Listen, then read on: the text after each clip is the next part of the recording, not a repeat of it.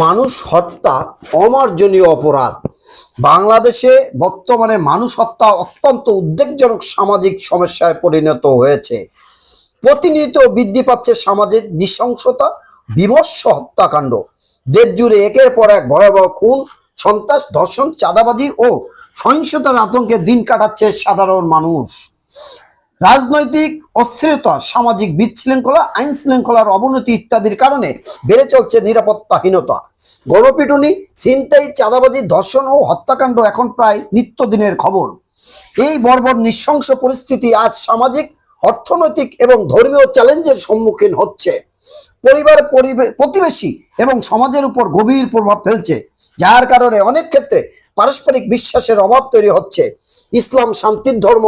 সন্ত্রাস, হত্যা, আত্মহত্যা, চাঁদাবাজি এবং সব সামাজিক অপরাধ সম্পূর্ণরূপে নিষিদ্ধ ঘোষণা করেছে। কাউকে হত্যা করা ইসলামের আলোকে মারাত্মক অপরাধ।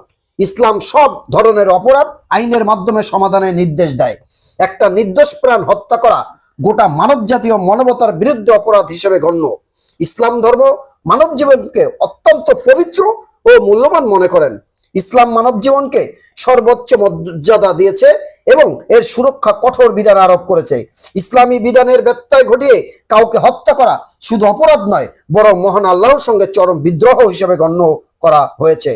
কোরআনে এ হাদিসে বর্ণিত হত্যা সম্পর্কিত শাস্ত্রীয় বিধানগুলো সমাজের শান্তি, নিরাপত্তা এবং ন্যায় বিচার প্রতিষ্ঠার জন্য অত্যন্ত গুরুত্বপূর্ণ।